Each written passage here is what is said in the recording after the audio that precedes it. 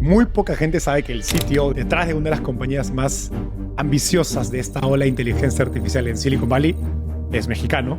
¿Cómo era tu vida antes que estabas en Guanajuato? Se sentía que habían como ciertas escaseces, no en términos económicos, sino en términos de qué tan lejos puedo llegar. Luis Héctor Chávez es CTO de Replit, una startup de inteligencia artificial valuada en más de $1,000 millones, usada por más de 30 millones de personas. después de una década en Google y Microsoft. Hoy Luis tiene una misión radical. Que crear software no requiera programar. Yo no tenía una computadora, tenía que caminar al café internet más cercano, 20 minutos, costaba muy caro. Mi cabeza explotó porque era como, ¿puedo yo así únicamente diciendo unos conjuros mágicos hacer que la computadora haga lo que yo quiera? Ese fue el momento en el que dije, quiero hacer esto cuando sea grande. Luego das el salto a Estados Unidos y pasas por dos gigantes, ¿no? Primero Microsoft y luego Google. En Big Tech uno se da cuenta, yo haciendo el trabajo solo no puedo completar algo. Después de 8 años en Google, renuncias para entrar a una startup chiquitita llamada Replit. La misión de Replit era traer la programación a miles de millones de personas. Y era algo que me interesaba mucho. Si la visión de Replit se cumple, entonces ¿para qué pagamos tanto por SaaS? Sí creo que el SaaS como lo conocemos va a cambiar mucho. Hablemos un poco del futuro, ¿no? de la programación. Siento que el lenguaje de programación en el futuro va a parecerse mucho más al inglés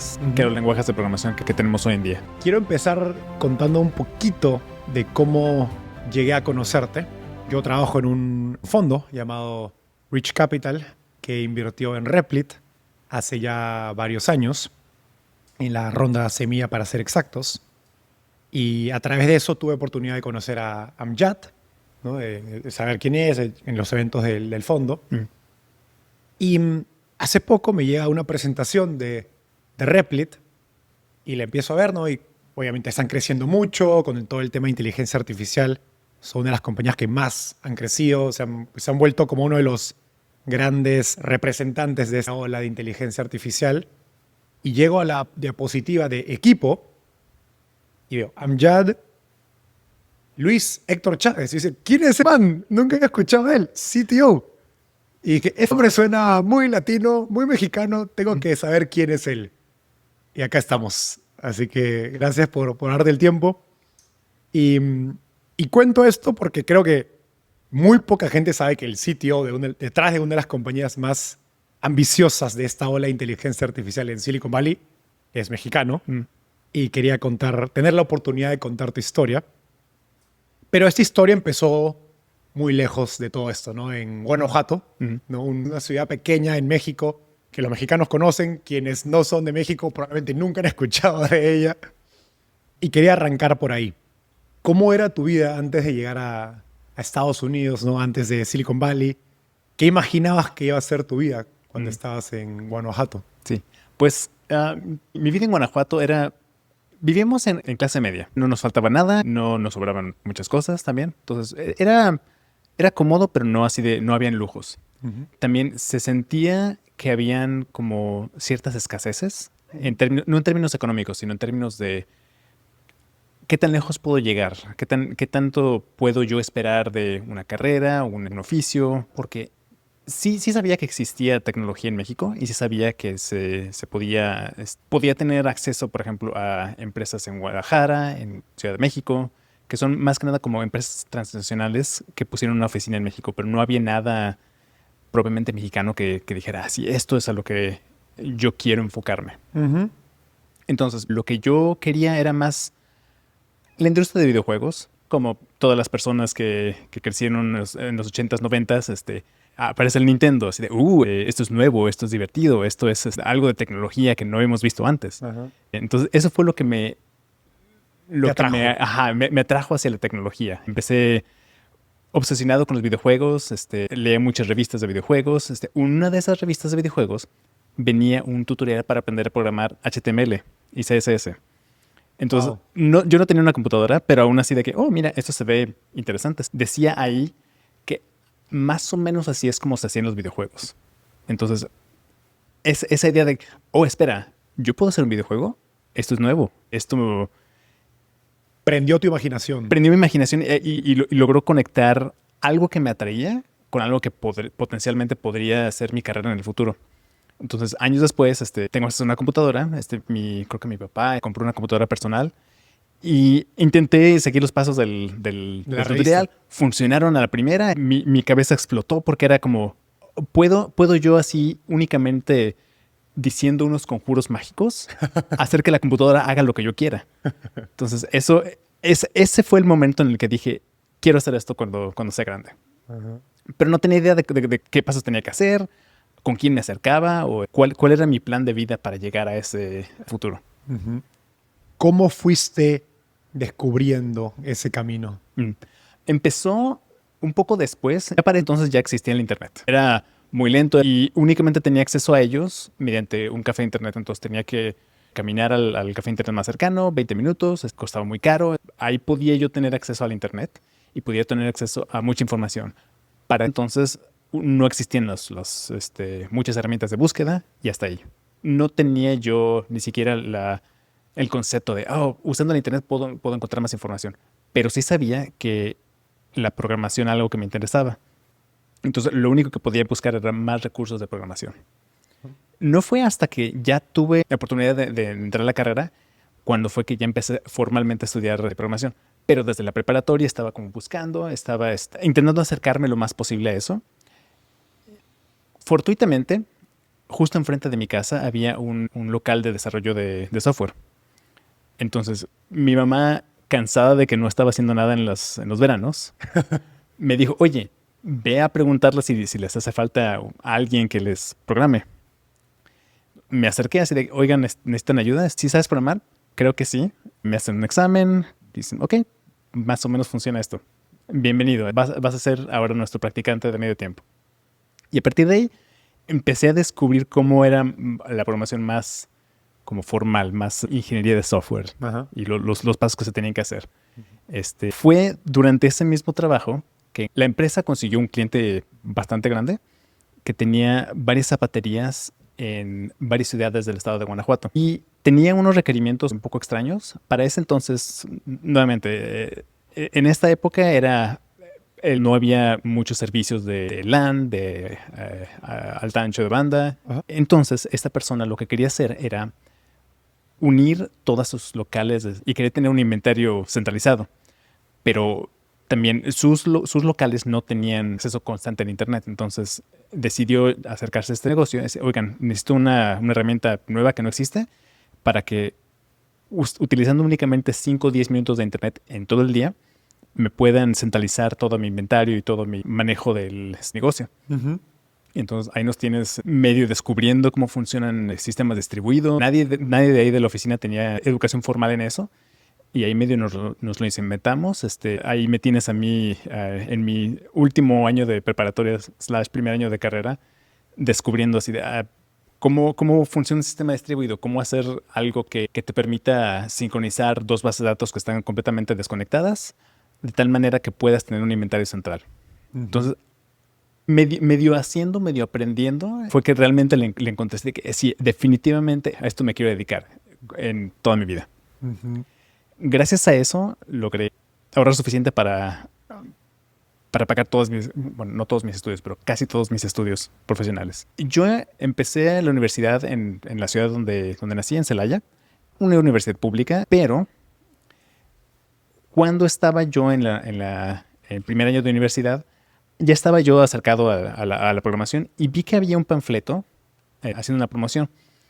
Oigan, si les interesa programar, hay un concurso de programación y hay un premio de, no sé, 50 pesos, algo así.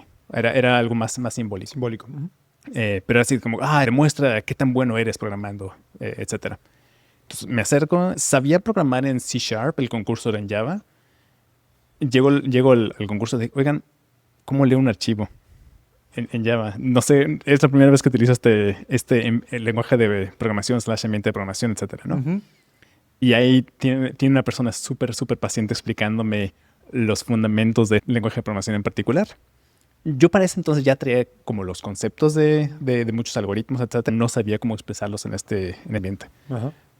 A pesar de eso, gané el primer lugar. Gané, no sé, los 50 pesos 50 que pesos. nos prometieron. Pero esa sensación de, oh, mira, algo que me gusta mucho, resulta que soy bueno haciéndolo. Ya hay como tengo validación de que soy bueno haciéndolo. Y fue muy divertido ese proceso. Entonces decidí, en todas las oportunidades que tenía, continuar con los concursos de programación. Porque era algo que me servía tanto para mi trabajo. Estudiar y prepararme para estos eventos también tenía ventajas para mi formación profesional. Me contaron que eventualmente llegas a mundiales de programación, Sí, que fueron sí. un antes y un después Correcto. para ti, que viste cómo era el mundo más allá afuera, ¿no? Más allá de tu ciudad y que podías competir en ese mundo. Primero, cuéntanos cómo es un mundial de programación, cómo vives ese momento y qué se te abrió en la mente sobre Ajá. qué era posible. Imagínate que yo estaba compitiendo con la gente de México y tenía más o menos una idea de cuál era el nivel de la gente en México. Llego al mundial y resulta que la gente ahí es como, no sé, 3, 4, 10 veces mejores que la gente en México. Entonces fue como bastante impresionante, 1, conocer a esa gente, 2, saber que yo pensaba que estaba aquí y en realidad estaba como aquí. Fue un reality check muy, muy fuerte. Como cuando un jugador de fútbol de México sale a jugar a Europa y se da cuenta. Exacto. Soy el mejor, pero está. Sí, exacto. Entonces nos fue decente, digamos. A pesar de que ganamos el primer lugar en México en el Mundial mención honorífica. Pero el solo hecho de haber participado en el Mundial de Programación abrió muchísimas puertas. Gracias a que yo pude poner eso en mi currículum, tiempo después llegó Microsoft a reclutar a mi escuela. Y nomás viendo eso, ok, sí tienes acceso a entrevistar aquí. Entonces, entrevisto en Microsoft y me contratan como intern. Entonces, a partir de ahí empezó como a crecer esto así. Hacía algo, me abrí una puerta, seguía con eso, me abrí otra puerta, seguía con eso, me abrí otra puerta. Eventualmente me gradúo de la universidad, me dan una oferta de tiempo completo en Microsoft y me voy a Estados Unidos. Antes de eso, te cambias de universidad, Sí, correcto. ¿no? Porque empezaste en la universidad en Celaya, Sí, decías, en Celaya, sí. pero te terminas transfiriendo al TEC. Ujú. ¿Por qué haces eso? ¿Cómo pasa eso? Sí. ¿Por qué hago eso? Cuando estaba yo en mi máxima obsesión de los concursos de programación, uno de los mejores equipos de programación competitiva en México estaba en Querétaro, en TEC de Monterrey Campus Querétaro. Entonces yo dije, si a lo que yo le tiro es a ir a un mundial, lo que más me conviene es estar en una escuela donde, 1, haya más competencia, Ajá. y 2, estén los mejores programadores. Entonces me acerco a ellos, me uno al equipo del que estaba en ese entonces el mejor lugar. Y luego él se convirtió en mi coach una vez que se graduó. Y él fue el que nos llevó a la final mundial de programación. Entonces, este cambio de escuela fue, repito, las universidades públicas en México son buenas, pero yo estaba optimizando para otra cosa. Estaba optimizando para, quiero ser el mejor programador competitivo de México. Al empezar tu empresa, estás encima de todos los detalles. Sabes qué hay que hacer, qué se dijo y quién lo hace. Eso es Founder Mode, en palabras de Paul Graham. Pero cuando tu negocio crece, todo se multiplica. Hay más reuniones, más tareas y más decisiones. Allí es donde empieza el caos. Y lo que no se documenta, se olvida, se repite o simplemente no se ejecuta.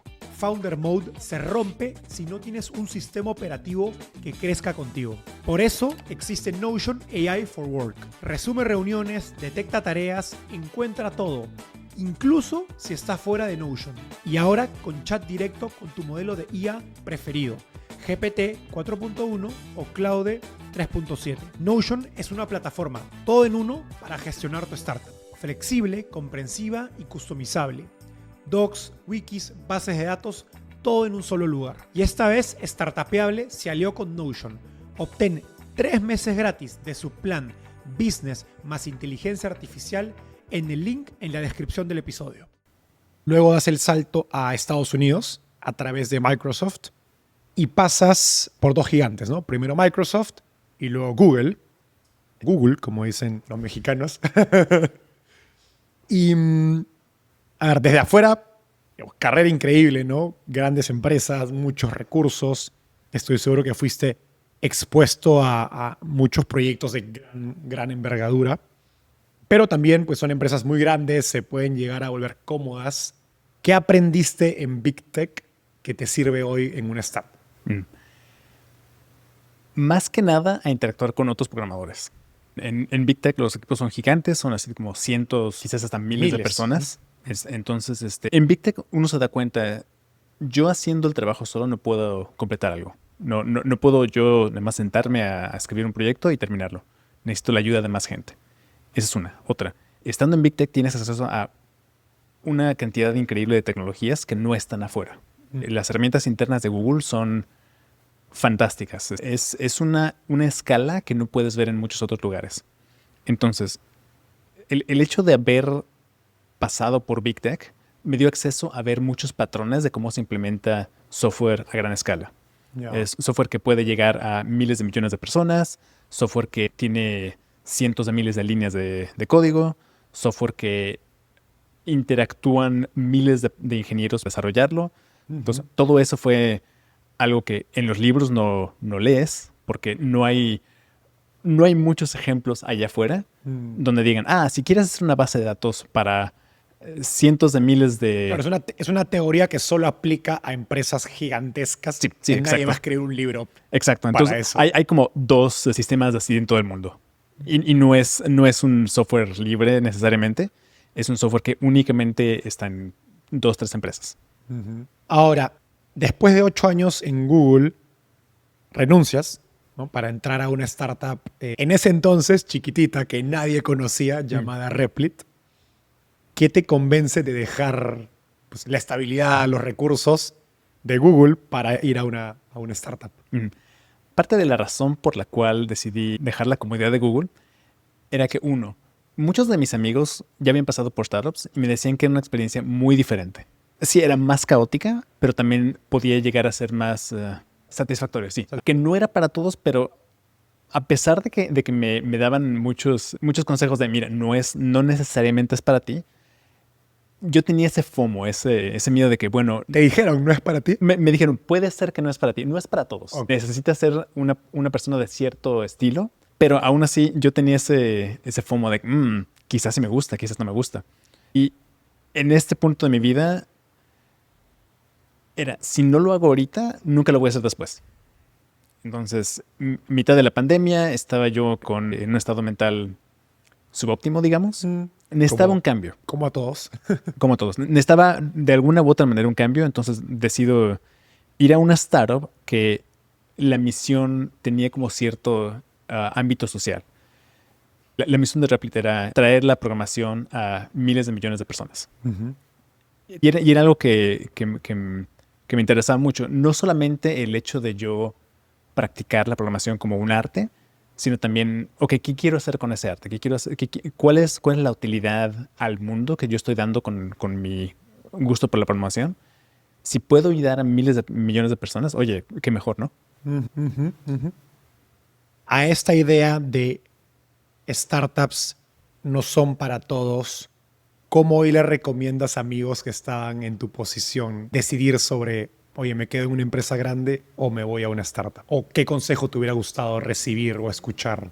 Sí, definitivamente en una startup las cosas son menos estructuradas.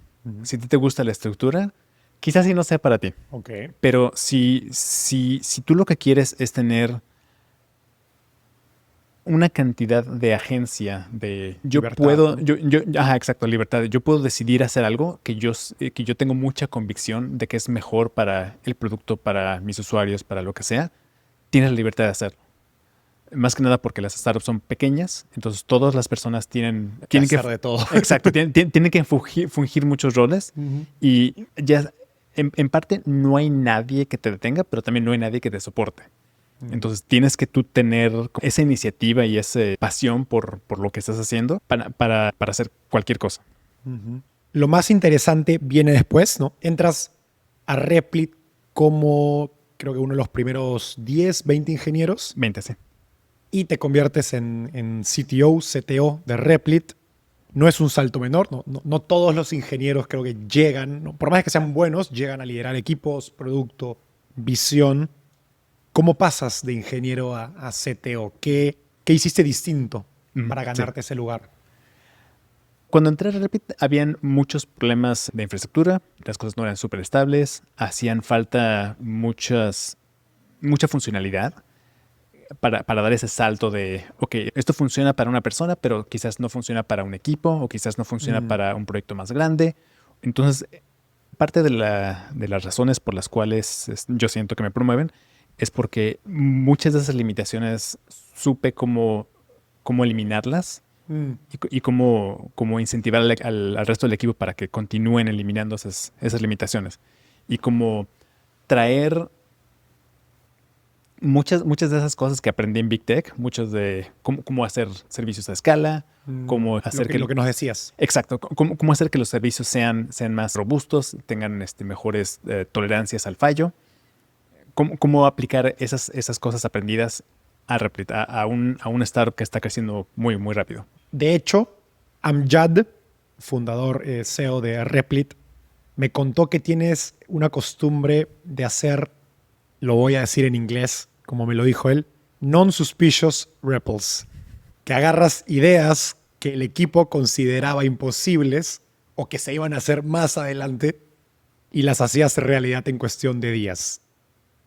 Cuéntanos alguna de esas historias y cómo cultivas esa mentalidad de pues no aceptar límites o cosas que otros creen que no son posibles. Esta historia ocurre en invierno de 2021. Teníamos una limitante muy grande. Las aplicaciones escritas en Replit únicamente podían llegar a ser hasta 1 GB de tamaño. Más allá de esa limitante, una vez que querías tú iniciar la aplicación, tardaba mucho tiempo en cargarse. Habían un montón de limitaciones técnicas al respecto. Entonces, era ese límite de 1 GB no nos permitía acercarnos a muchas otras empresas, a muchos casos de uso. Muchas personas que querían crear aplicaciones más grandes no podían. O sea, era un uso más de hobby, más que profesional, porque pues era un límite muy bajo. Exacto. Entonces, la penúltima semana del año, le digo a mi equipo, oigan, no voy a hacer nada de trabajo, quiero enfocarme únicamente a encontrar maneras de resolver este problema, de cómo hacer que un IDE en la nube deje de tener una limitante de tamaño de 1 GB. Entonces, queremos que ese servicio sea escalable a cientos de gigabytes. Entonces, me encierro yo en mi casa. Durante una semana únicamente estuve haciendo experimentos, estuve leyendo mucho, intentando encontrar maneras de rearquitecturar todo Replit de manera de eliminar esta limitante. Al final de la semana encuentro una manera de hacer esto y me pongo a escribir una prueba de concepto. Entonces, en mi computadora local creé una manera de hacer sistemas de archivos. Básicamente, cómo expandir la capa de almacenamiento para que en vez de tener que bajar todo el almacenamiento de la nube, ponerlo en una computadora y cada vez que se hiciera un cambio, volver a subir todo ese almacenamiento en una sola unidad a la nube de nuevo, cómo partirlo en fragmentos pequeños. Okay. De manera que cada fragmento puedas tú descargarlo y subirlo independientemente. Entonces, este insight fue el que nos permitió eliminar esa limitante de 1 GB. Y cuando di el demo al resto del equipo, eran, ok, esta es una aplicación normal, ustedes ven Replit como sin cambios, ¿no? Ahora lo que voy a hacer es voy a escribir un archivo de 2 GB. Y el equipo, no sabemos que se podía hacer eso. Pero aún no es todo. Además, expandí un directorio que ya tenía 400 archivos de 2 GB. Entonces, la razón por la cual lo hice así era como un poco de storytelling, un poco de, ¿se acuerdan ustedes que teníamos esta limitante que nos permitía acercarnos a muchas empresas, a muchos proyectos? Esta limitante que ustedes conocían ya no existe. Ahora, a todo el equipo, ¿qué van a hacer con esa limitante que ya no tienen? Entonces era como, en parte, un demo técnico y también en parte algo de storytelling, en parte algo de empoderamiento del resto del equipo. Replit y los problemas que has resuelto en Replit para permitirles que crezca es un poco un reflejo de los problemas que pasaste en Google y Microsoft. Porque Replit es una herramienta muy poderosa que hoy o que antes de Replit ya existía, pero para desarrolladores de otra forma, y le están tratando de llevar al consumidor, ¿no? Poder desarrollar un producto digital de punta a punta sobre el browser como si estuvieras en Google Docs, ¿no? Y que llegue a miles, millones de personas como Google Drive y Google Docs puede llegar. Y como nos contaste, la visión de Replit es bastante ambiciosa, ¿no? Es crear 1.000 millones de nuevos creadores de software. Y pues suena casi inalcanzable, ¿no? Entonces, para quien nunca usó Replit, ¿cómo le explicarías qué es Replit en una frase? El Replit de 2025 es más o menos una plataforma en la cual cualquier persona, sin importar qué entrenamiento, qué tanto nivel técnico tenga, que pueda crear aplicaciones. Y aplicaciones lo estoy utilizando un poco vago, porque cuando la gente llega a Replit no necesariamente dice, quiero hacer tal aplicación. Tengo un problema, necesito resolver este problema usando tecnología, y únicamente necesita decir eso. Quiero algo que me ayude a resolver este problema. Entonces, eso es Replit, una herramienta que permite que si tú tienes una idea, puedas, utilizando la inteligencia artificial, llegar a tener una aplicación que puedes compartir con tus amigos, con tus clientes, con tu familia, con tu empresa, con lo que sea. El punto clave es que no importa que seas técnico. No tienes que haber trabajado en Google o Microsoft como Luis para poder crear aplicaciones. Pero como Replit está tratando de democratizar ese acceso al software, que si no tendrías que haber hecho una carrera como la que ya nos contó que hizo Luis. Y quiero hacer doble clic en la diferenciación de Replit, porque hay decenas de herramientas para programar con inteligencia artificial allá afuera. Dos de las más conocidas, al menos en el mundo técnico, en el mundo de startups, es Cursor y Copilot. ¿Qué hace que Replit sea diferente de esas otras herramientas? Cursor y Copilot son herramientas para desarrolladores. Okay. Entonces necesitan que seas un desarrollador, necesitan que tengas como cierto background, cierto entrenamiento, digamos. Una vez que pasas ese nivel, te ayuda mucho a ser mejor desarrollador. Sin embargo, en Replit tomamos un enfoque ligeramente distinto. Replit no necesariamente es para desarrolladores. Lo pueden utilizar desarrolladores, pero ese no es nuestro público objetivo. Nuestro público objetivo es básicamente cualquier persona que tenga al menos cierta, ¿cómo le llaman en inglés? Technical literacy. O sea, que sepan cómo utilizar tecnología en general. A lo mejor alguien que utilizaría un Airtable o un Notion para resolver un problema con software. Sí, exacto. O incluso un Excel. Quizás Excel debe ser la herramienta más usada en el mundo. Exacto. Y también cuando tenemos discusiones internas de como a qué nivel esperar de las personas, lo que queremos hacer es, queremos que todas las personas que utilizan Excel eventualmente puedan llegar a utilizar Replit. Okay. Entonces, el nivel de especialización de las personas que quieren utilizar la herramienta es nuestra diferenciación principal sobre un Cursor, sobre un Copilot. He escuchado historias en Twitter, en podcasts, de gente que está lanzando negocios que facturan cientos de miles de dólares sin saber programar sobre Replit, ¿no? Con Replit, con inteligencia artificial, con ChatGPT, etc. Y suena a mentira, ¿no? Suena como que chorro típico que, ¿no? Video de YouTube que quiere que hagas clic, ¿no? Pero es verdad, ¿no? ¿Qué hace que esto sea posible? Sí. ¿Y cómo cambia eso lo que significa hacer software? Si cualquier hijo de vecino puede montar un negocio de software que factura $100,000 anuales. Replit no es únicamente una herramienta que te permite escribir código o que te libera de la responsabilidad de escribir código, sino que también Replit te da todo lo que necesitas para tú poder poner ese código al acceso de las demás personas. Tú no tienes que saber cómo poner una base de datos, tú no tienes que saber cómo funciona DNS, tú no tienes que saber cómo funcionan los certificados de HTTPS, no tienes que saber muchas de las cosas que son necesarias para tener un software de producción. Entonces, nosotros, Replit, nos encargamos de todo eso, de todo como la base del software, de los runtimes, la seguridad, todo eso. Entonces, tú como desarrollador, digamos, lo único que tienes que traer es tu idea. Tienes que traer qué es lo que quieres hacer para ¿Qué problema quiero resolver? Exacto. ¿Cómo quiero darle valor a mis usuarios? ¿Cómo quiero eliminar una problemática que tengan mis usuarios? Entonces, tú únicamente te tienes que enfocar en eso cuando quieres crear una aplicación. Entonces, sí, aún no hemos logrado resolver todo, pero poco a poquito vamos quitando trabas. Cuando empezó la gente, teníamos la base de datos y los deployments únicamente. Este año también metimos autenticación. Entonces, tú ya no tienes que preocuparte por cómo van a hacer login tus usuarios. Eso ya lo resolvemos nosotros. Yeah. Entonces, una integración por integración estamos haciendo que Replit sea aún más baterías incluidas, digamos. Me gustaría que nos cuentes alguna como historia de esta gente que está montando estos negocios, porque, o sea, no es poca cosa, ¿no? O sea, es un cambio fundamental de comportamiento, el hecho de que cualquier persona que no se considera un desarrollador hoy puede hacer un negocio de SaaS, de software, etcétera, y venderlo por $20, $100 o más al mes a sus amigos o clientes. Sí.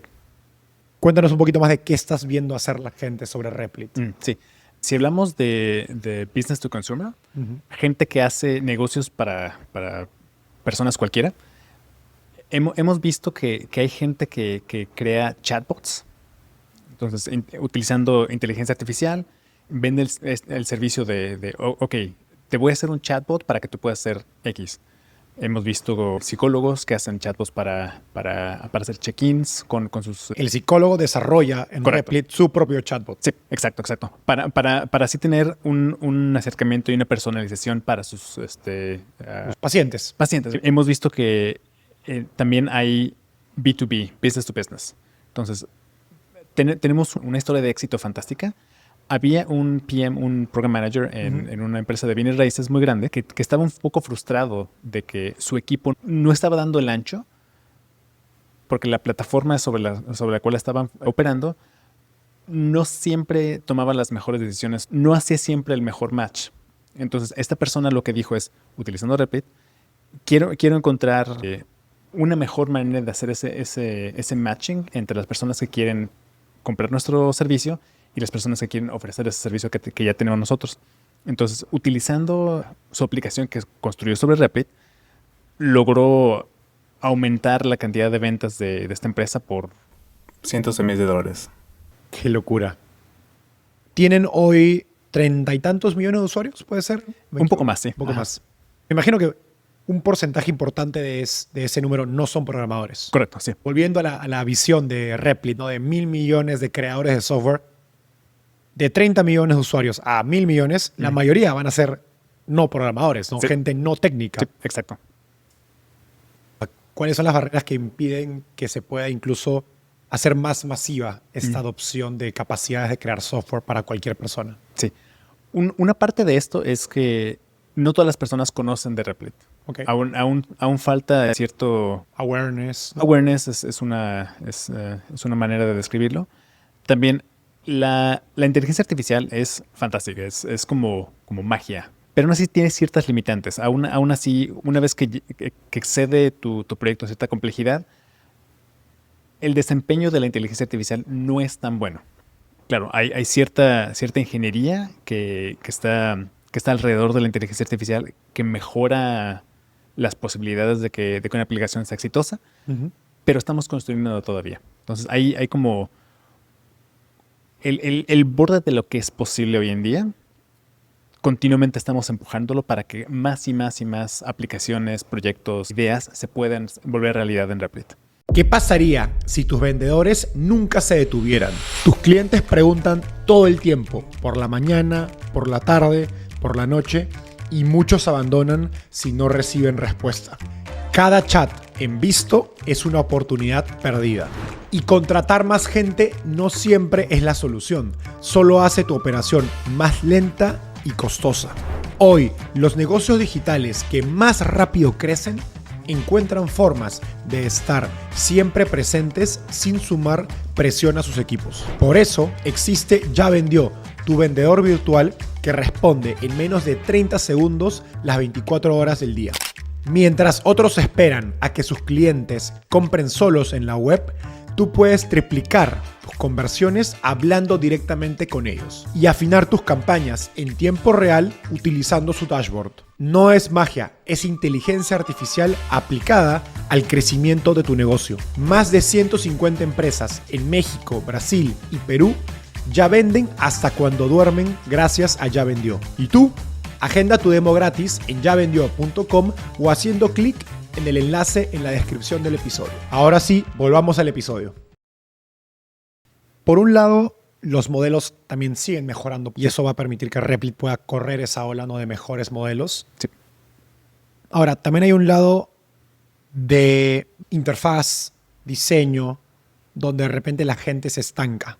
Me pregunto, ¿dónde es que la gente se estanca en estos procesos de crear software por su cuenta? Porque estás hablando de personas que, como mencionas, un psicólogo o alguien que trabaja en una empresa inmobiliaria. No solo esas personas no saben programar, sino que no tienen la mente quizás de un product manager. No piensan en requisitos, no piensan en planes de desarrollo. En el mundo tech, una cosa es el código, pero también hay mucho detrás de cómo planificas crear un producto. O sea, hay mucho de metodología que el usuario que tiene un problema no necesariamente tiene en mente. Queremos nosotros como empresa, como creadores de un servicio, eliminar esas barreras. Un ejemplo. Quizás has escuchado de muchas personas que han intentado hacer un vibe coding de una aplicación y resulta que al momento de poner esta aplicación enfrente de personas, tiene problemas de seguridad. Y es precisamente por lo que dices, de que la gente no necesariamente tiene la seguridad en mente cuando lo está haciendo. Claro. Y los modelos no necesariamente van a priorizar la seguridad. Principalmente porque tú cuando estás haciendo una aplicación que genera aplicaciones, lo primero que quieres hacer es que se vea bonito, ¿no? Que tu usuario vea algo y diga, wow, esto es impresionante. Lo creé yo. Wow. Exacto. Entonces, el wow, ¿no? El wow moment. Sí. Entonces, para tener una mejor situación de seguridad, movemos la preocupación de la seguridad del modelo al sistema. Entonces, además de decir al modelo, oye, por favor, cuando estés creando código, procura seguir las mejores prácticas de seguridad. Tenemos también un sistema aparte que continuamente está escaneando el código para asegurarse de que no tenga estos problemas de seguridad. Y una vez que detecta algo, le dice al modelo, oye, accidentalmente pusiste esto aquí. Tenemos un corpus de fixes, entonces puedes arreglarlo de esta manera. O si no, únicamente le dices, oye, hay una potencial vulnerabilidad aquí, arréglala por favor. Entonces, quitarle preocupaciones al modelo hace que pueda enfocarse en otras cosas que dan valor a los usuarios. Entonces, cuando la gente se estanca es porque no piensa como un creador de producto de inteligencia artificial. Hay como ciertas mejores prácticas para cuando tú estás interactuando con un modelo que no todas las personas siguen. Por ejemplo, hay algunos modelos que su performance aumenta mucho si tú le dices de golpe todos los requerimientos. Hay otros modelos que son más incrementales, que si tú le dices algo chiquito, hace esa cosa chiquita y luego, ok, ¿qué sigue? Depende de cómo está escrito el modelo y es parte de nuestro trabajo maximizar las probabilidades de que no importa cómo tú le hables al modelo, nosotros describimos esas instrucciones para que el modelo tenga las mayores probabilidades de éxito. Si la visión de Replit se cumple, de empoderar a gente como yo, que no es técnica, me pregunto, entonces, ¿para qué pagamos tanto por software as a service, por SaaS, como pagamos hoy? ¿Te imaginas un futuro sin SaaS? ¿Qué tipos de productos digitales van a sobrevivir en ese mundo al que ustedes en Replit le están apostando? Sí creo que el SaaS, como lo conocemos, va a cambiar mucho. Hay muchas predicciones de que el X% del software va a ser escrito por inteligencia artificial. Entonces, quizás el SaaS no va a ser necesariamente software que tú como consumidor compras, sino más bien software que tu inteligencia artificial va a necesitar. Entonces, mucha de la capa de infraestructura va a seguir siendo necesaria. No creo que lleguemos a un punto en el cual AWS o GCP deje de existir, porque siempre vamos a necesitar esa infraestructura. Claro, para correr. Y luego, encima de esa capa, sigue habiendo la necesidad de tener, no sé, una capa de mensajería, poder mandar correo electrónico. Eso es SaaS. Poder tener una base de datos. Cosas más horizontales. Exacto, sí. Pero las cosas más verticales, quizás, si no tienes si no tengo una cantidad muy grande de usuarios que vaya a utilizar exactamente la misma herramienta, cosas más especializadas sí quizás dejen de tener tanta importancia como la tienen hoy. Un ejemplo sería, tengo una zapatería y necesito una aplicación de comunicación entre mi tienda y mi centro de almacén. ¿Mm? Antes esa zapatería te hubiera buscado para que le desarrolles esa pieza de software. ¿Mm? Hoy con Replit ese mismo dueño de la zapatería podría crear esa herramienta. Sí, exacto. Entonces, ¿qué tipo de SaaS ves Mm. sobreviviendo Sí. a este mundo? Por ejemplo, pienso en los CRMs, los ERPs. ¿Ese tipo de soluciones las ves manteniendo la importancia que tienen hoy? Posiblemente sí. Si esos ERPs y esos CRMs se adaptan a funcionar bien con agentes y con inteligencia artificial, entonces sí veo que pueden sobrevivir. Dicho de otra manera, cuando tú estás creando una aplicación utilizando inteligencia artificial, te conviene a ti como desarrollador no necesariamente empezar desde cero. Es benéfico que el modelo no te cree el 100% del código, sino que siga reutilizando librerías, reutilizando productos. Módulos de software Sí. que ya están creados Sí. y están publicados quizás en código abierto o open source. Sí, exacto. La inteligencia artificial sí es capaz de crear un software 100% de principio a fin, pero es benéfico pensar como piensan los programadores. Un programador no se va a sentar así de que voy a escribir toda la aplicación, sino así de, ok, sé que este módulo lo puedo importar desde acá, sé que la base de datos ya existe y únicamente tengo que descargarla, sé que esta parte de un ERP grande compro una licencia y ya la puedo utilizar. Todo este software ya fue probado. Entonces, no veo un futuro en el cual desaparezcan muchas de esas cosas. Simplemente algunos de estos servicios van a ser irreconocibles en ese futuro. Y únicamente los servicios que se adapten a estas nuevas tecnologías van a ser los que sobreviven. Ok. O sea, tu predicción es más que va a cambiar la forma en interactuar con estos servicios. Sí, correcto. Algo que pienso yo es, oye, ¿qué tanto sentido tienen las interfaces, ¿no? Los típicos dashboards de los SaaS, ¿no? Con el grafiquito de tus ventas y el grafiquito de, no sé, del NPS y los problemas por cliente. Suena que mucho de eso va a ser reemplazado por un chat o voz Sí, exacto. o una interfaz. Ahora está de moda este concepto de la interfaz generativa, ¿no? Donde voy a crear la interfaz específica para la pregunta que tengo y no una Correcto. interfaz estática que es igual para todos. Sí, sí. Entonces tú puedes pensar de que, así como en logística existe este problema del last mile, que si un carrier grande puede mover tu producto de una ciudad grande a otra ciudad grande. De China hasta el almacén acá. Exacto. Pero luego, ¿cómo haces para que del almacén de acá llegue a tu casa? Esa última milla, como La más difícil. Exacto. Es una, la más difícil. Dos, es la que tiende a resistirse más a la generalización. Entonces, mucho del SaaS lo que busca es resolver el 90% del problema. Aún así, necesitas tener manera de resolver ese último 10%, y ahí es donde la inteligencia artificial brilla. Es como uno de los mejores casos de uso para la inteligencia artificial. Hablamos de gente lanzando negocios digitales sin saber programar, sin tener equipos de programadores, como mencionaste el caso del psicólogo que claramente no tiene un equipo de ingenieros. Quiero entender un poquito más este nuevo, voy a llamarle playbook de crear software. ¿Cómo se ve el proceso? ¿Cómo trabaja esta gente paso a paso para crear aplicaciones dentro de Replit? Pues es un proceso muy iterativo. Se ven mucho como un program manager que conocemos hoy en día. Es gente que está monitoreando el progreso del software, haciendo pruebas, asegurándose de que los requerimientos se estén cumpliendo. Es como cierto arte y cierto método para comunicarse uno con la inteligencia artificial. Es algo que no existía antes. Es algo que se ha ido desarrollando a través de los últimos 2 años. No, año y medio. Es como una nueva disciplina de product management para no técnicos o Sí, no exacto, tecnólogos. exacto. Sí. Entonces, cuando tú observas a alguien, está constantemente iterando sobre su producto. Así de, oye, cámbiale el botón acá. Ok, ya se cambió. Oye, ahora créame una nueva página. Intentamos también que durante el proceso de la creación del software nosotros proveer más incluido para que la gente no se tenga que preocupar por cosas. Entonces, también estamos creando nuevas herramientas para la planificación, estamos creando nuevas herramientas para el control de calidad, estamos creando nuevas herramientas para pruebas, etcétera. Entonces, estamos...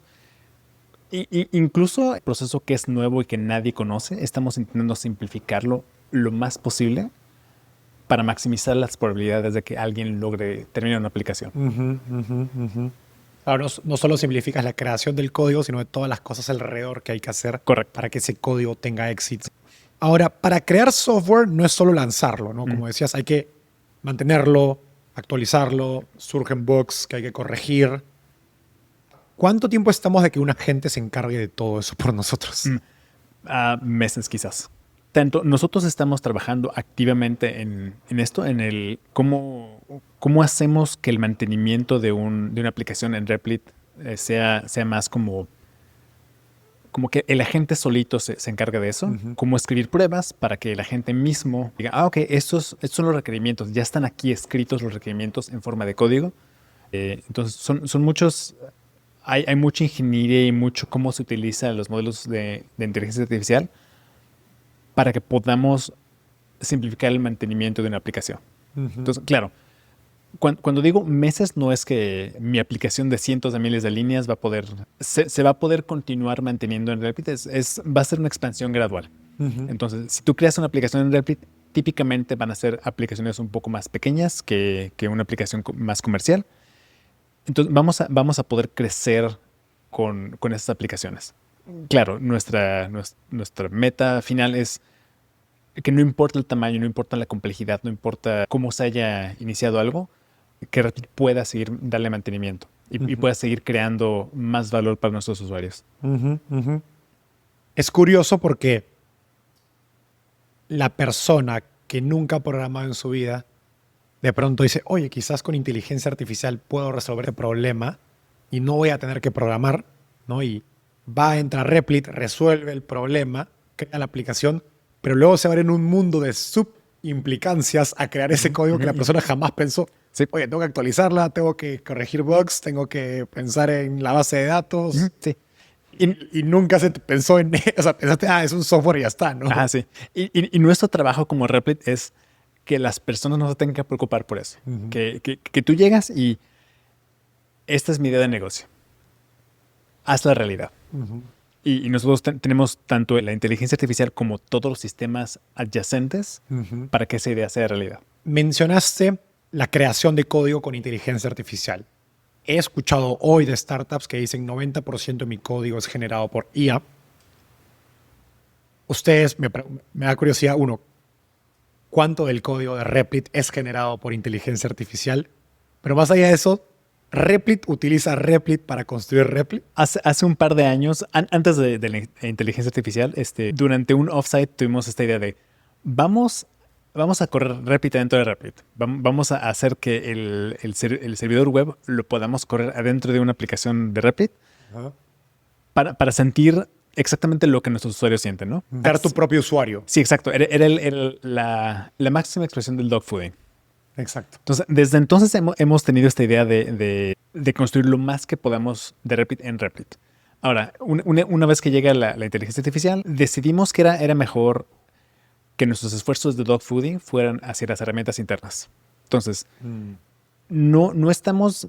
sí estamos desarrollando partes de la gente con inteligencia artificial, pero donde realmente tiene, uno, mucho sentido y dos, nos acelera muchísimo el desarrollo es si tenemos herramientas adyacentes a la gente. Esas herramientas son muy efectivas, muy rápido, mucho más sencillo de desarrollar y de ponerlas enfrente de los demás ingenieros. Un ejemplo. Tenemos una herramienta interna de análisis del comportamiento de la gente.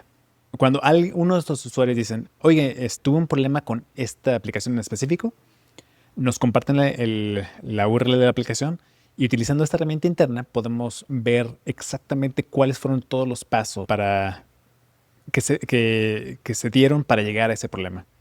Y con esta herramienta podemos tener más... Nos facilita mucho la vida para encontrar, uno, problemas y dos, poder identificar esos problemas también. Entonces, es un rastreador del comportamiento de la gente. Dicho eso, ¿cuánto del código de Replit hoy lo genera su agente? Sí. Es complicado darte una respuesta exacta. Aproximado. Sí, aproximado. Si tomamos en cuenta el 100% de la superficie de código y todos los sistemas adyacentes, podemos decir que doble dígito de porcentaje. Wow. Del total. Sí, de total. Pero y del código que generas aún más reciente hoy, ¿sigue siendo igual doble dígito o mucho más? Ha crecido mucho. Antes era únicamente un dígito de porcentaje. Hoy quizás sí sea doble dígito de porcentaje. Porque me imagino que las nuevas actualizaciones de funcionalidades que traen a Replit sí debe ser un porcentaje mucho más alto. Sí ha ido aumentando conforme pasa el tiempo. ¿Te imaginas que en el futuro el próximo Mercado Libre, Nubank o Rappi se construya 100% sobre Replit? ¿Es posible o es una locura y siempre habrá un límite donde se necesita programadores, ingenieros, diseñadores? Es una locura, pero sí puedo ver un futuro en el cual un equipo muy, muy, muy pequeño puede lanzar una plataforma que cientos de miles de personas utilizan. Ahora, la pregunta, ¿siempre van a haber programadores? Posiblemente sí. Quizás esos programadores no se van a ver como los programadores de hoy en día. Quizás en un futuro muy cercano, ¿Cómo se van a ver? quizás se vean un poco más cercanos a program managers o a technical program managers, en el sentido de que para hacer una aplicación que sea utilizada por personas y que tenga cierta cantidad de escala, no vas a necesitar tener mucha especialización en sistemas. Quizás si quieres expandir tu escala a millones, decenas de millones, centenas de millones, quizás sí necesites personas con más especialización. Yo lo veo como una convergencia donde tenías roles muy técnicos, roles más de negocios, y creo que ninguno de los dos van a resistir el futuro. Ambos van a converger hacia el centro, donde necesitas que la persona de tecnología sepa más de negocio y la persona de negocio sepa más de tecnología. ¿No? Y creo que y lo he visto en varios roles. Sí. Cada vez más empresas buscan o ingenieros, diseñadores, ¿no? Y product manager creo que va hacia eso. Sí, exacto. Antes de continuar el episodio, quiero pedirte un pequeño favor. Solo el 21% de las personas que escuchan Startupeable están suscritas a este canal. Si tú no lo estás, por favor, ayúdame dándole clic en suscribirte. Con solo un clic nos ayudas a crecer mucho más de lo que te imaginas. A cambio, yo me comprometo a seguir mejorando la calidad de las entrevistas y seguir trayendo cada vez mejores invitados, como los líderes detrás de Mercado Libre, Nubank, Duolingo, Tienda Nube, Pedidos Ya y más empresas de tecnología exitosas de Latinoamérica y el mundo. Gracias y ahora sí, volvemos al episodio. Hablemos un poco del futuro, ¿no? de la programación. Si empezaras desde cero hoy con todo lo que sabes y estás viendo venir en inteligencia artificial, ¿aprenderías a programar igual o qué harías diferente? Quizás no aprendería a programar igual. Habiendo dicho eso, siento que el hecho de haber aprendido a programar me dio muchas herramientas, mucho del vocabulario para poder interactuar mejor con modelos. Entonces, siento que fue una experiencia valiosa, pero quizás no me metería tan profundo en, por ejemplo, algoritmos muy avanzados. Más como...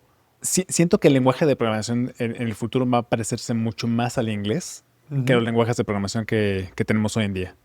Entonces, más como a poder expresar mis requerimientos con claridad que necesariamente poder escribir lógica que se sigue como paso a paso. Entonces, siento que para allá va toda la ingeniería, una buena parte de la ingeniería de software, hacia seguir entrenando a las personas para darle estas herramientas mentales para poder comunicarse con las computadoras. Porque a fin de cuentas, eso es un lenguaje de programación, ¿no?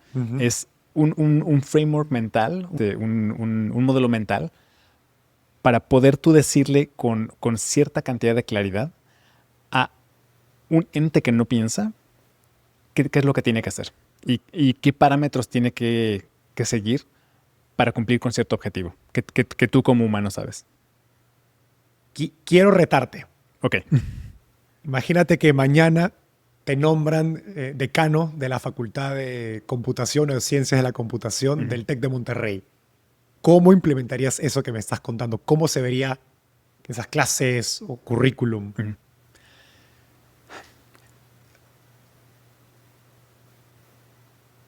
Sospecho que muchas de las clases básicas de programación de lógica de eso van a seguir teniendo valor.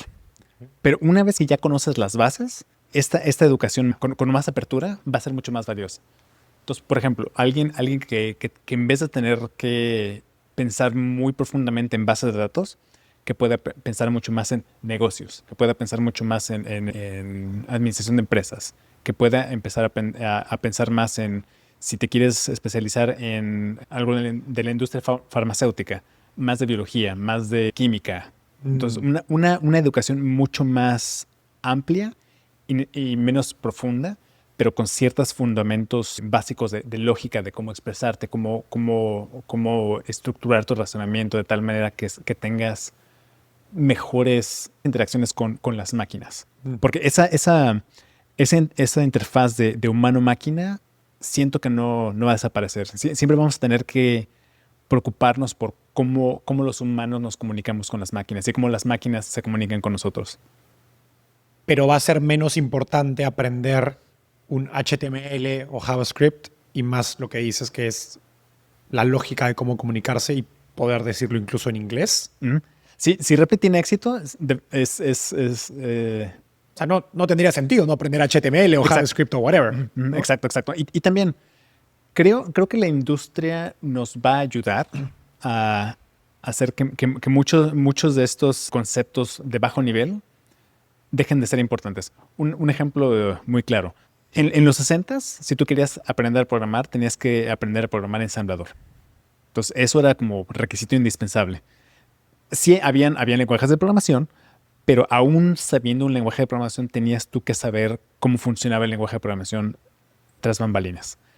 Hoy en día es casi una reliquia del pasado el saber ensamblador, porque los lenguajes de alto nivel y el hardware y todo eso han ayudado que esa capa de abajo hoy en día es, uno, invisible, dos, se ha abstraído tanto que ya no es tan importante saberlo. Entonces, si tú extrapolas esa tendencia, los lenguajes de programación que conocemos hoy en día eventualmente se van a esconder y van a ser un detalle de implementación. Si tú quieres, puedes aprender esos lenguajes de programación para sacarle el máximo jugo posible a tu aplicación, pero ya no va a ser necesario, ya no va a ser un requisito indispensable como ingeniero de software. Porque va a llegar al nivel de la abstracción del inglés. Sí, exacto. Sí. O sea, hoy los lenguajes modernos que se usan más son abstracciones de los lenguajes base. Eventualmente el inglés va a ser abstracción de todo lo demás. Sí, exacto. Algo que tengo curiosidad es la industria del outsourcing. Que justo al inicio hablabas, ¿no? Que cuando tú entras a tecnología en México, no habían muchas compañías mexicanas creando tecnología. Lo que sí hay en Latinoamérica es una gran industria de outsourcing, ¿no? De desarrolladores, ingenieros. En México es grande, en Argentina también. Mucho software desarrollado de Latinoamérica para el mundo. Y esa ha sido una de las pocas formas a escala en que Latinoamérica o latinoamericanos tienen oportunidad de trabajar en tecnología. Pero, pues hoy, con Replit, ¿no? Los agentes de inteligencia artificial que pueden construir tecnología se vuelven una alternativa, ¿no? al outsourcing. De hecho, el precio de compañías como Globant, que es uno de los grandes en Latinoamérica, ha caído bastante en este año. ¿Qué futuro le ves a la industria de outsourcing en Latinoamérica? Si tú ves estas industrias de outsourcing, van como evolucionando a la par del desarrollo que se tiene aquí en Estados Unidos. Entonces, si aquí en Estados Unidos cambia mucho el lenguaje de programación, las industrias de outsourcing en América Latina adoptan esas nuevas prácticas, ¿no? Entonces, como pasó con React, Node.js. Sí, exacto. Entonces, ahorita el mercado quizás está reaccionando a un cambio muy brusco que hubo, así de que, la inteligencia artificial va a cambiar todo el mundo. Sí, lo va a cambiar. Pero sea, lo que yo he escuchado hablando con muchos inversores, emprendedores, es, oye, ya fue el outsourcing, ¿no? Como que esta industria va a morir. Porque uno pensaría, ¿no? Si trabajo en una empresa en Estados Unidos grande, ¿no? Un hospital, Sí. que no necesariamente tiene un equipo de programadores, antes iban y contrataban a una empresa en México para que les desarrolle un software interno. Pero si hoy ese mismo hospital tiene Replit y puede desarrollarse la herramienta interna por su cuenta, pues ¿para qué contratarían un outsourcing? Sí. No sé si has visto las gráficas de cantidad de personas en Estados Unidos que tienen un trabajo en la industria de tecnología. Poquito antes de la pandemia subió muchísimo y ahorita está bajando bastante. En parte porque la industria se dio cuenta de que contratamos demasiados. Una recesión, ¿no? También una recesión, también inteligencia artificial. Entonces, habían muchos factores que influyeron en el hecho de que se expandió mucho en un punto y ahora se está contrayendo. Entonces, creo que pasa lo mismo con las empresas de outsourcing. La industria se dio cuenta de, quizás segmento creció demasiado. Entonces, va a haber una tendencia hacia desaparecer, pero nuestra necesidad de crear software no se va a ir a ningún lado, ¿no? Va a subir más bien. Va a subir mucho más. Entonces, lo que creo que va a ocurrir es que va a tender hacia abajo por un rato y una vez que la industria global encuentre su nuevo punto de estabilidad, nuevamente va a crecer. Porque la razón principal por la cual el outsourcing existe es porque existe cierta asimetría entre la oferta y la demanda. Entonces, en ciertas partes del mundo hay mucha demanda, en otras partes del mundo hay mucha oferta. Entonces, esta asimetría existe, va a seguir existiendo en el futuro. Entonces, y creo que va a aumentar la cantidad global de demanda de software conforme la inteligencia artificial vaya mejorando. Quizás con menos gente vas a poder llegar a desarrollar lo mismo. Ahora, la pregunta es, ¿cuál de los dos efectos va a ganar? Es muy posible que el efecto de queremos más software y más software vaya a ganar en el futuro. O al menos eso es a lo que yo lo estoy apostando. Esta es la idea del CEO de Microsoft, Sí. que es Satya, Sí. ¿no? Satya Nadella, Sí. que le habla, creo que es Jevons Paradox, porque básicamente, ¿no? Cuando cae el precio de algo, pues sube la oferta muchísimo más al punto que vamos a necesitarlo más. Entonces, irónicamente, pese a que la conclusión más rápida no es, oye, si Replit tiene éxito y todos pueden hacer software, pues ya no van a haber programadores o ya no va a haber outsourcing. Poco tu apuesta es, al contrario, dado que como más gente va a usar software, eso abre un abanico de posibilidades que de pronto la gente va a decir, uy, hice tal cosa y necesito esta última milla que decías, y ahora sí necesito un programador, más bien necesito más programadores porque tengo más software en mi compañía. Sí. Eso, y además, los ingenieros en Latinoamérica tienen más contacto con el mercado de Latinoamérica, ¿no? Entonces, siempre va a existir esta necesidad de tener gente ubicada geográficamente donde quieres venderle a la gente. Entonces, desde ese punto de vista, no creo que la industria global de software se centralice en únicamente dos países, ¿no? Entonces, creo que sí va a seguir existiendo como esa distribución de ingenieros / creadores de software en todo el mundo. Hay gran talento técnico en Latinoamérica, pero pocos llegan a ser CTOs o emprendedores globales, digamos. ¿Qué nos falta? Y con la inteligencia artificial acelerándose tan rápido, ¿crees que hoy es más fácil para un ingeniero latino competir a nivel mundial o más difícil? Un poco de ambos. Es más fácil porque hasta cierto punto se ha nivelado un poco La cancha. Pero por otro lado, no solamente la gente en Latinoamérica tiene acceso a estas nuevas herramientas. Todo el mundo tiene acceso a estas herramientas. Entonces, es como, ¿cuál de estos dos efectos va a ganar? Si el nivelamiento de la cancha o que otras personas tienen más acceso a más herramientas. Entonces, ¿qué faltan? O sea, se nivela la cancha, el nivel mínimo sube. Exacto, sí, exacto. Entonces, siento yo que algo que falta y que es algo que yo en mi vida personal le dedico mucho esfuerzo es educación. Si tú ves a la gente que es exitosa en otros países, esos otros países típicamente tienen ya sea o una población muy grande, de tal manera que si tienes una población muy grande, la cantidad de gente excepcional únicamente por probabilidad, va a ser muy numerosa.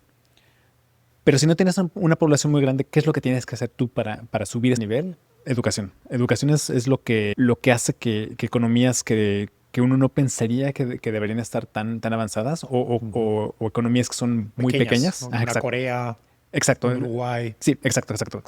Entonces, si tú le das educación, tú lo que estás haciendo es darle más herramientas a tu población, de tal manera que puedan utilizar mejor las herramientas a las que tienen acceso. Y eso también hace un círculo virtuoso, de tal manera que una generación que logra ya sea alcanzar a otros países pueda en la siguiente generación llegarles a ganar.